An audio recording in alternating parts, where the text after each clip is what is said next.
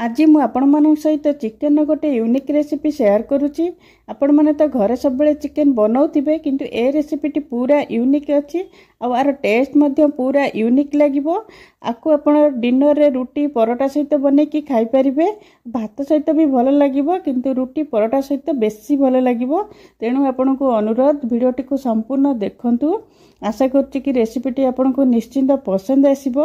आ वीडियोटी भल लागिले वीडियोटी को लाइक करंतु, शेयर करंतु आ प्लीज मो चैनल को निश्चय सब्सक्राइब करंतु। नमस्कार, टेस्टी ओडिया फूड को आपण समस्त को अनेक अनेक स्वागत।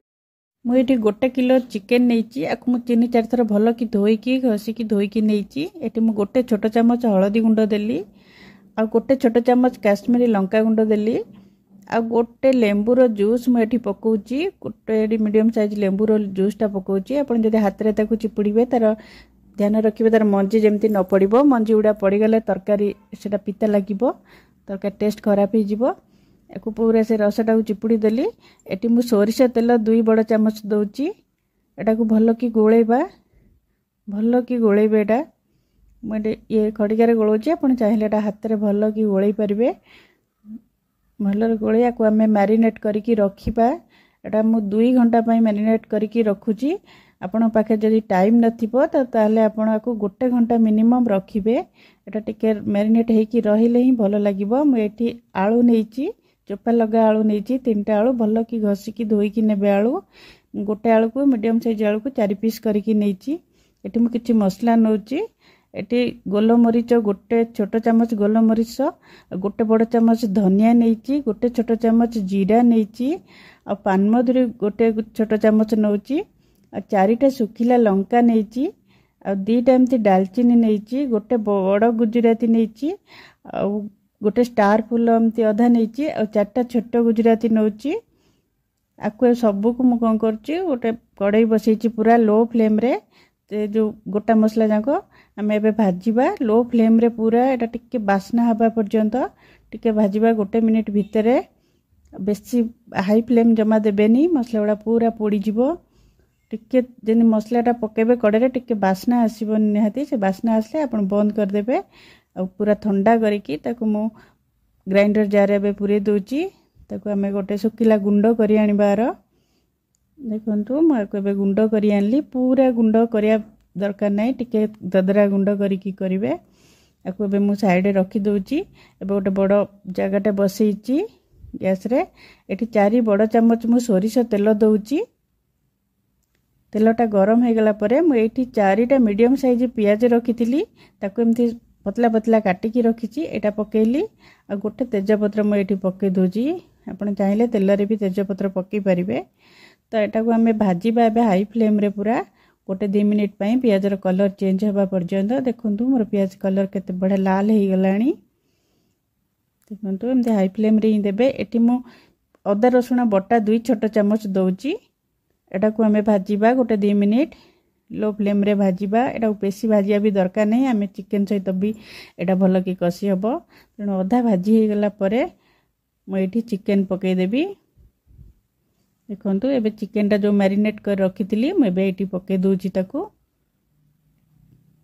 देखंतु एटा भल की एबे गोळेबा कसीबा पूरा अदा रसुण सहित। एटा पूरा 10 मिनिट पाखा पाखी आमे हाई फ्लेम रे फास्ट कसीबा। काइना पानी उडा अछि, पानीटा मरिबा पर्यंत आमे कसीबा भल की। एटा को चिकेन टा को आपण जत्ते कसीबे ही सेटा सेते टेस्ट लागिबो।